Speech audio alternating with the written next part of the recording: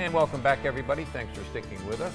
Lisa Wilsey is our guest. She's the executive director of the Stanley Theater, and she has been so since March 1st.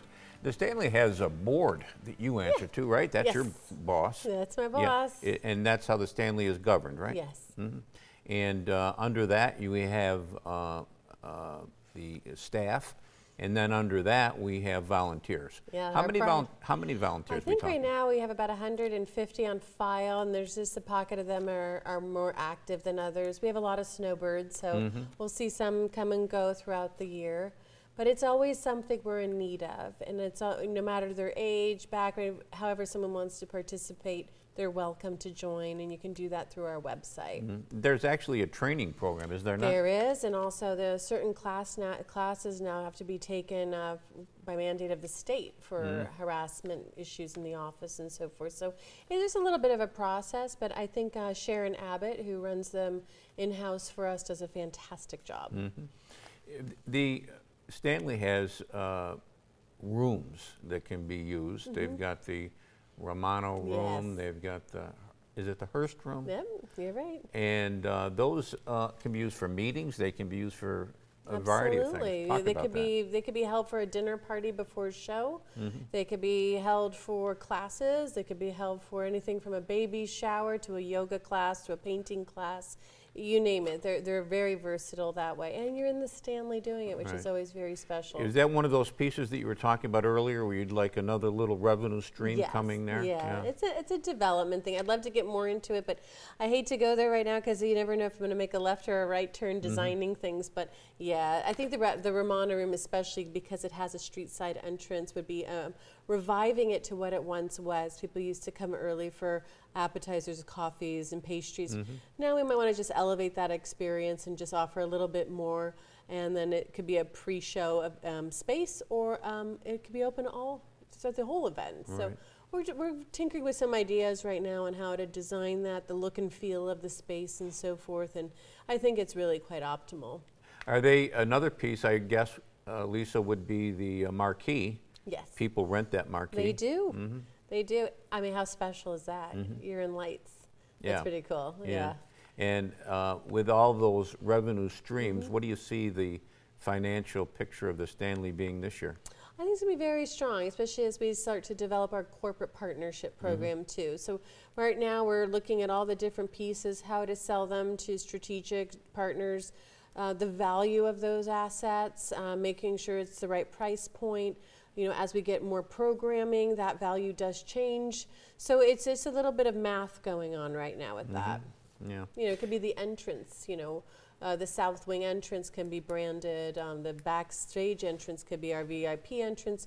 There's a few different pieces that we're looking at that are pretty special. Well, you know, one of the people, and you were a part of it, that did such a tremendous job of doing that was the Utica Comets. I know. I mean, everything down there is branded. Everything has a name. I know. And I was there. I was naming it. Yeah, so, yeah, but it's key to community involvement, civic pride, knowing that you're a part of something that everyone loves. It's also great for recruiting when you go to get a job and a company can say, we support these organizations, and that means a lot now, I think, to people to know that who they're going to go work for does do a give back to its city. You know, we got to mention that we're going to be going to the Stanley end of July, I think it is. I don't have the date. Yep. And you're going to give us a guided tour. You bet. And one of the things that I'm looking forward to having the audience see are those dressing rooms, because I remember, maybe we could find a picture of the dressing rooms the way they used to be. Oh, and then I love show that. Yeah, wouldn't that be nice? The originals? Well, we're working on it. In fact, that's a program I'm working on with the volunteers that I'm going to really get moving on at the top of summer, is bringing back those pictures and stories and stuff back to the theater, so we can start to collect their images of the theater and what they saw and did and who they met, but they have the pictures too. So we're going to be asking people at some point to go through their attics and possibly put together a community-driven or a volunteer-driven book of just images and stories. And plus, it needs to be put down on paper or it's lost. Yeah. So there's some projects that are coming. Is there an event that you would like to do that the Stanley hasn't done yet? Oh, yeah, there's a few. but they're kind of a work in progress right now. Some of it's logistical, getting on the right routing.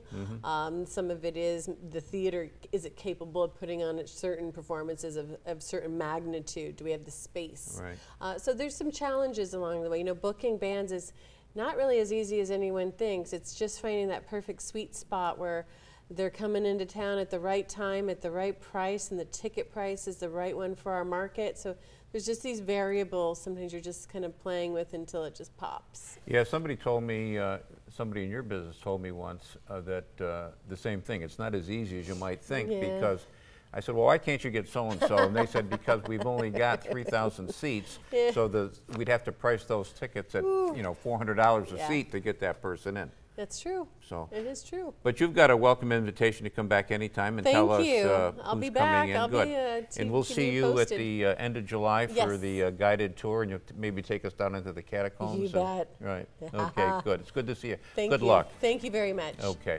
That's going to do it for us this week. We'll be back next week. We'll do it all again. Don't forget cnyhomepage.com. There's lots of good stuff on there. Until next time, take care of yourself, everybody.